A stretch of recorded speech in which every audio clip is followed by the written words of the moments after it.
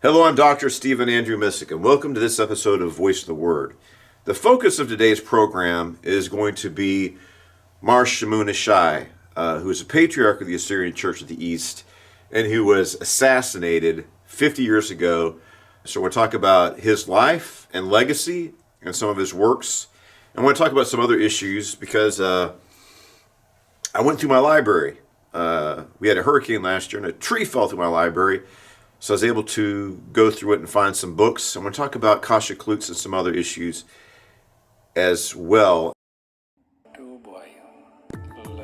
Jesus was an Aramaic-speaking Jew of the Middle East, and the Assyrians are Aramaic-speaking Christians in the Middle East who have endured persecution for over 1,000 years. Join Voice of the Word Aramaic Bible teacher, artist, and author Stephen Missick as he examines the Bible through the ancient languages, peoples, lands, cultures, and times in which it was first revealed. Research the Scriptures, rescue persecuted Christians, and restore the Church to its Semitic roots. And now, Voice of the Word. 2025 is a year of important anniversaries.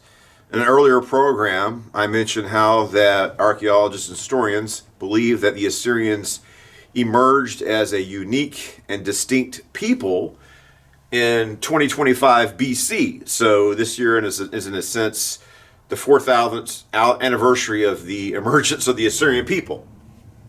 And the point of that is actually Assyrians have been Christian longer than they worshipped Ashur and other gods. But we also have the 50th anniversary of the death of George Lamza. And I want to recommend, this is put together by Steve Ulrich. I want to recommend this. The Syriac Peshitta Bible, the Bible in Aramaic, it's very important. And in this Bible translation, we have a parallel Bible. And we have the translation by George Lamza, but also an earlier translation by James Murdoch, and another one by John Wesley Etheridge, as you can see here. So, Assyrian people, you have your own Bible, a very important ancient witness of the gospel in the language of Jesus Christ himself. So, it's probably good for Assyrians to use translations of the Bible from the Aramaic. I want to talk about some other issues in this program. If you noticed, what I've been putting up lately is, I'm a Trump supporter, so a vocal Trump supporter. So when Joe Biden took over the government, they started going after Trump supporters, including me.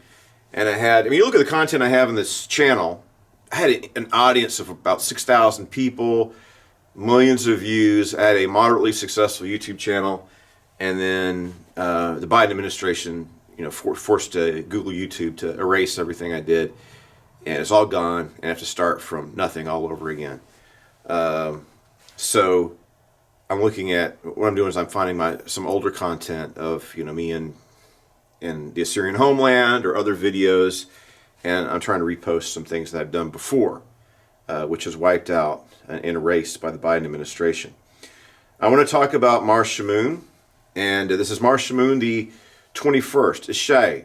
He was born in 1908 and he died murdered in 1975. And I also want to commend Mar Awa, the patriarch of the Assyrian Church of the East, his successor, for honoring this fallen patriarch during this month of November. Mar Awa put out an official letter saying that we're going to recognize and remember Mar Shamoun Eshai during this full month. So he is also called Mar Eshai Shamoun the 23rd, Mar Shamoun Eshai, or Mar Shamoun Eshai, or Simon Jesse. That's how you'd say it in English. He was the 119th Catholicos patriarch of the Assyrian Church of the East from 1920 when he was a youth until his murder on the 6th of November. I thought it was the 5th, but it's the 6th of November, 1975. But we're only a few days away from that, so I wanted to I don't want time to get away from me. I wanted to acknowledge Mar Shamoun. And I want to mention my friend Kasha Klutz really quick. Kasha Klutz died just a few weeks ago. And Kasha Klutz wrote this. He actually gave this to me. I have a picture of him giving this to me. And his little message, Kasha Klutz's message for me here. To my friend Stephen, enjoy the theological work. Prepare for our English friends. A joy to share with you from Kasha Klutz, Charles Klutz. So this is a catechism for the Assyrian Church of the East that Kasha Klutz put together, which is very, very good. And I regret I lost touch with him, and I assumed he'd already passed away. I also want to mention this is a book also signed and autographed for me, given to me by John Bucco. John Bucco is a World War II veteran. He was born in 1922, so he's over 100 years old, and I think he's still living, but he's in hospice, so he's not going to be around much longer. And I also haven't talked to him in several years. I was thinking about reaching out to him, but with his decline in health, and probably, I'm sure he's losing mental acuity as well. I'll just have to remember the friendship we enjoyed, and also acknowledge his contributions to the Assyrian people. Of course, this is his first big Assyrian book from John Bucco. I've talked to him many times. This is Assyria, the Forgotten Nation in Bible Prophecy. And it kind of created a foundation for this book by Ron Susek. And I have a book coming out soon. First, my doctoral thesis is going to be published very, very soon.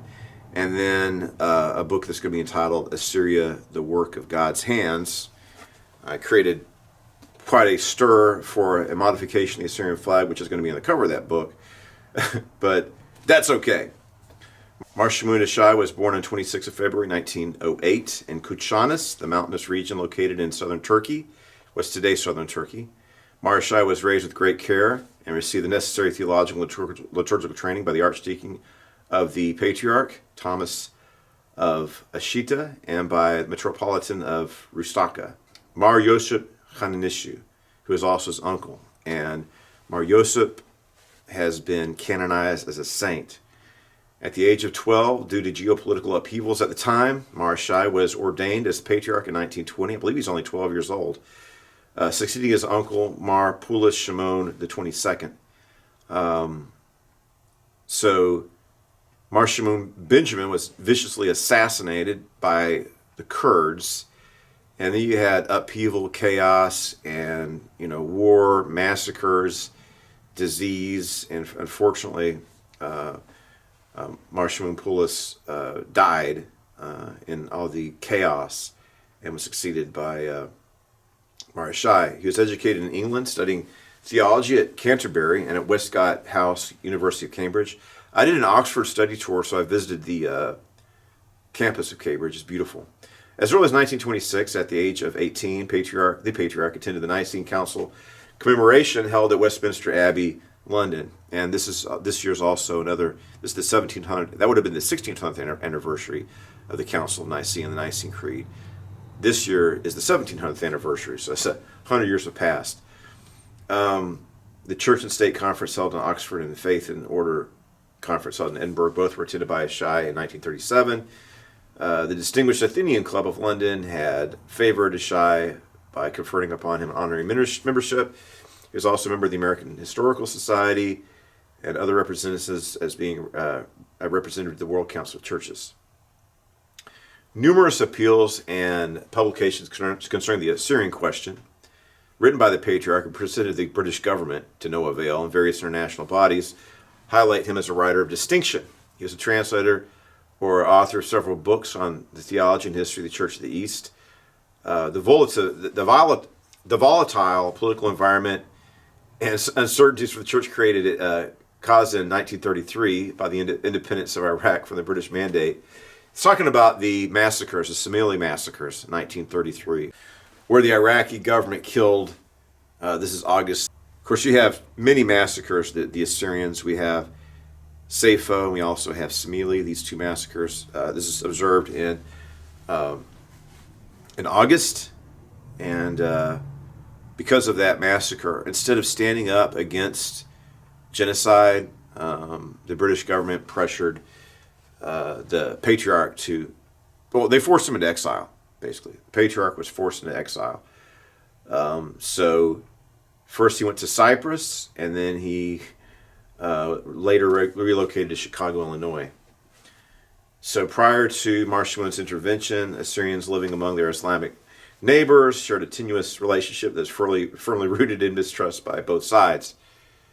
This is Islamic jihadism, the house of war and the house of peace. If you're subjected to Muslim rule, you're living in the house of peace, supposedly. But it's a long history. In my doctoral thesis, I'm going to have a timeline of massacres of Assyrian Christians and of Coptic Christians. People need to know about this. It's just the legacy of Islam. It's part of Sharia law. So in 1948, Eshai made a revolutionary announcement for a new policy for the Assyrian people in the Church of the East.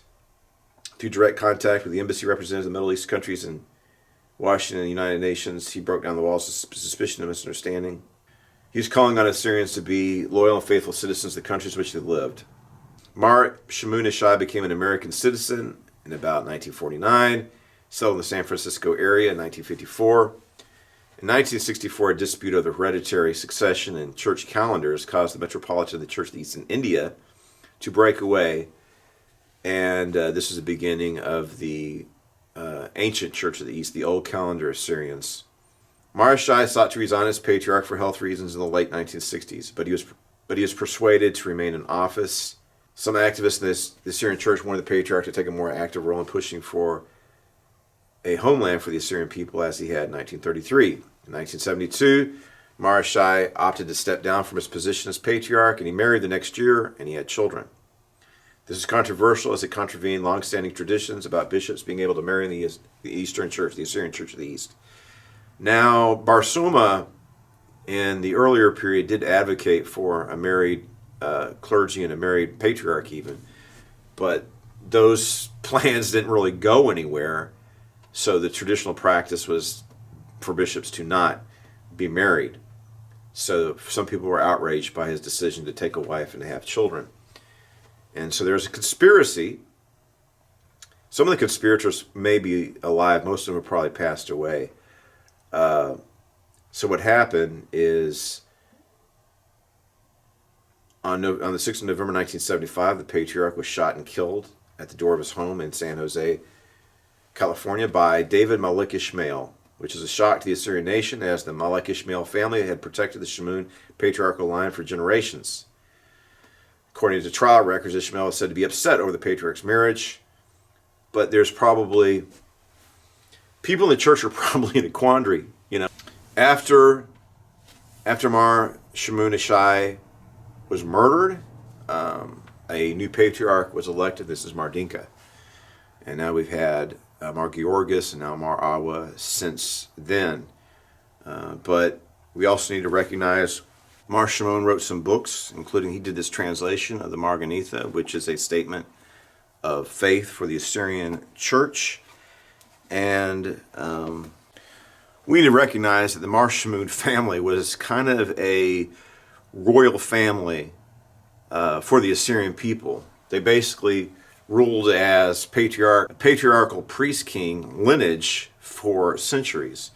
So we have this book here. I mean, it's an important part of the Assyrian history of the Assyrian people. And this book is the history of the patriarchal succession of the Mar Shamoun family. And they actually have a website, if you want to check it out, marshamoun.com. So this is an important legacy of the Assyrian people. And we have Lady Surma as well, and she wrote an account of the murder of Mar Shamoun Benjamin. And this is her book about customs of the Assyrian people. So I think it's appropriate, fitting for us to recognize the contributions of this family and their important place in Assyrian Christian history. So, in conclusion, for this episode, I want to talk about my library, and this is something else that the first time I went to a Assyrian church was in Yonkers, New York, of all places.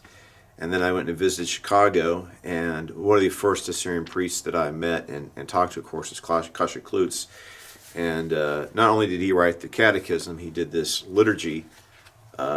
He's having English Aramaic services. I thought it'd be best if this episode focused solely on Mar Shamoun and his memory.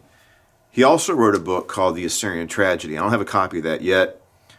Talking about the hardships and difficulties and the hope for an independent Assyrian nation. The government of England denied and obstructed and prevented the Assyrian people from achieving nationhood in a terrible betrayal. Look at England now. Look at them now. They betrayed the Assyrians, and now the British government has betrayed their own people, and that country is falling to Islam. And there's probably going to be, Elon Musk has said this, I think is correct, that England is heading towards civil war because the government has decided to reduce the United Kingdom of Great Britain into a colony for the Muslims to come and just destroy, to feast on and ravage. And what's now at this point, sad, but I think violence in England is inevitable, because if they try to stop this Islamic invasion, the Muslims are going to fight back at this point. They have sufficient numbers to. And if the government of England does not want to implement rule of law and save their country from falling to Islam, then at this point the British people have nothing to lose. They're going to rise back and revolt and fight against Islamic rule. So the evil that they brought on the Assyrian people is now being visited upon them. And England has had an antichrist government for there's good people. I loved England when I lived there. I loved it. Studying in England is a wonderful experience. It doesn't do me any pleasure to say this about England. It's very sad. Like I said, I really loved England.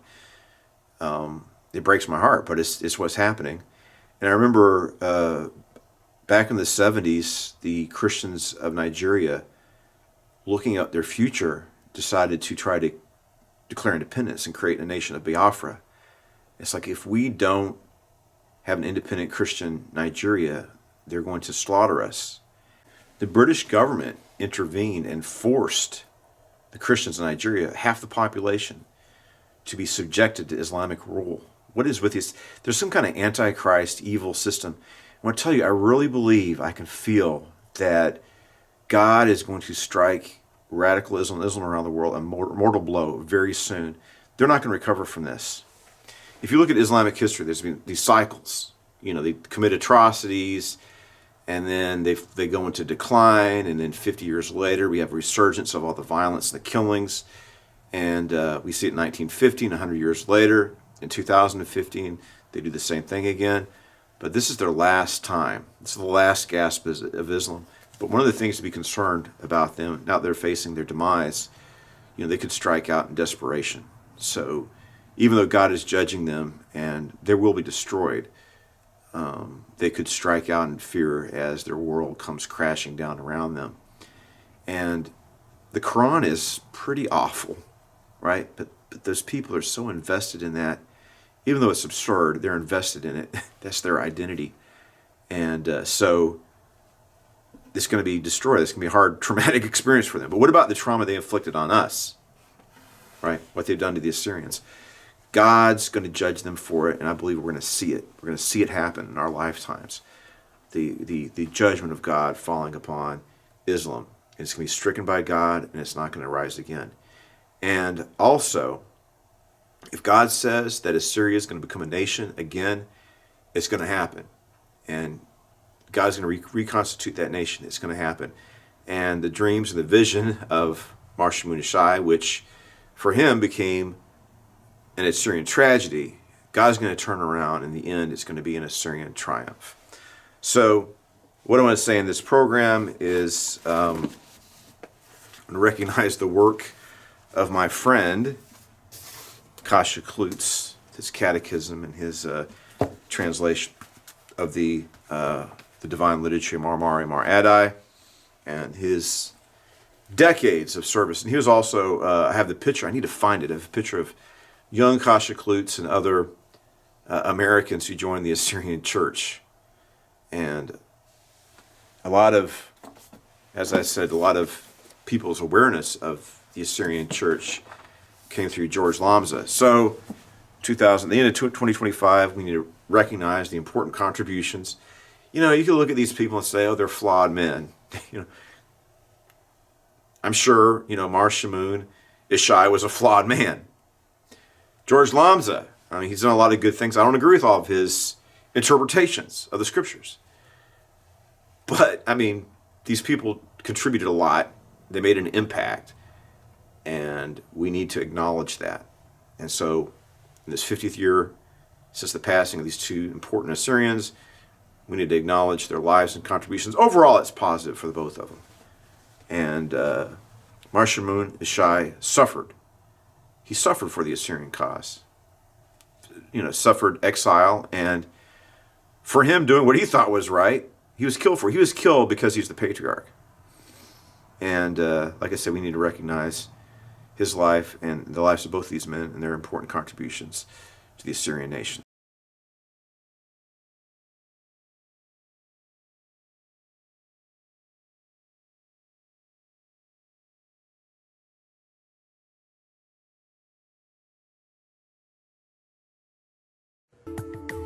Research, rescue, and restore. Help Voice of the Word and Aramaic Christian Ministries mission research the ancient languages, peoples, lands, cultures, and times of the Bible. Rescue persecuted Assyrian Christians in the Middle East and restore Christianity to its original Semitic roots. For Stephen Missick's books, online giving, and other resources from Aramaic Christian Ministries, visit www.stephenmissick.com.